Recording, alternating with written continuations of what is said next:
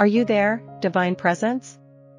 It's me. Margaret is a renowned and highly acclaimed young adult novel by Judy Blume, originally published in 1970.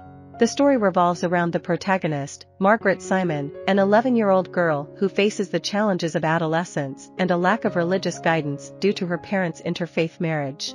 Margaret serves as the narrator, sharing her inner struggles and engaging in frequent private correspondence with the divine, discussing topics such as menstruation, boys, and navigating a new school. The novel commences with Margaret's family relocating from New York City to a quiet suburb in New Jersey known as Farbrook. Margaret suspects that the move was primarily to distance themselves from her doting paternal grandmother, Sylvia, who showers her with affection. Concerns begin to arise as Margaret worries about adjusting to a new school environment, having spent her entire 11 years in the same neighborhood in New York City. Common preoccupations of middle schoolers, such as when she will experience her first period and which boys she might develop an interest in, further add to her anxiety. As Margaret embarks on her 6th grade journey in Farbrook, she encounters Nancy, a confident girl who appears well informed about puberty and sexuality. Being neighbors, Margaret and Nancy quickly develop a bond, sharing their concerns about sexual development and the changes occurring in their bodies. Margaret gradually begins to seek advice from Nancy, who seems to possess the most knowledge on these subjects. Along the way, Margaret befriends Gretchen and Janie, forming a clandestine club called the Preteen Sensations, or PTSs, where they discuss matters such as puberty, boys, and the numerous worries that plague them in 6th grade. Nevertheless, alongside her more immediate concerns, Margaret also grapples with profound existential questions. Her parents deliberately chose not to raise her with any specific religious affiliation, as her mother grew up in a strict Christian household while her father was raised Jewish. This absence of religious guidance leaves Margaret contemplating her place in the universe and yearning for spiritual direction as she navigates the challenges of growing up. Margaret finds herself grappling with the absence of religious affiliation and yearning for a stronger sense of beliefs. Serendipitously, one of her teachers assigns a year-long research project, wherein students are tasked with delving into a chosen topic throughout their entire 6th grade year.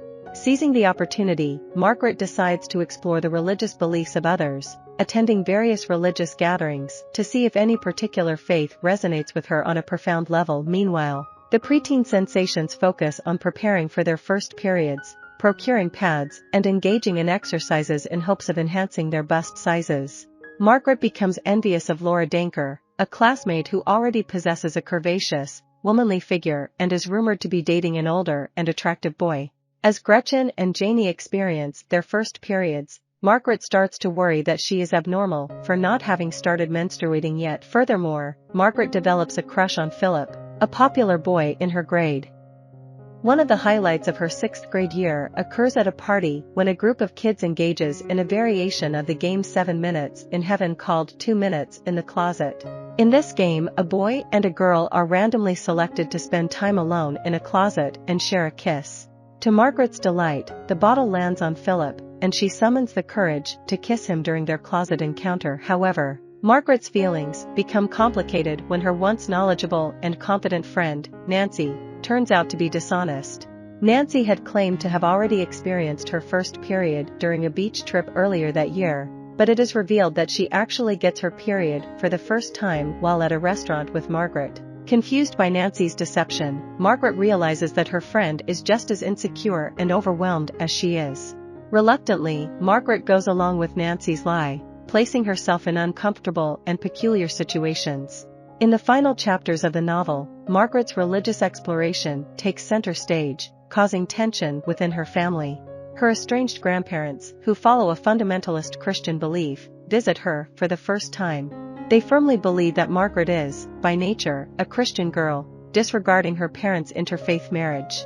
This encounter exacerbates the divide, leading Margaret to make a decisive choice. In an active protest against both Christianity and Judaism, Margaret ceases her conversations with God, intentionally rejecting both religions.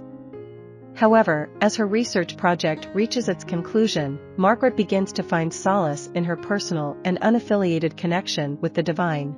This realization prompts her to resume communication with God, restoring their dialogue. Significantly, Margaret experiences her first menstrual period during this time.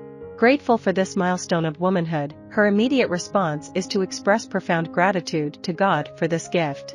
The novel concludes with Margaret gradually reconciling her spiritual journey and finding a sense of peace within her private relationship with the divine. Judy Blume, the author of Are You There, God?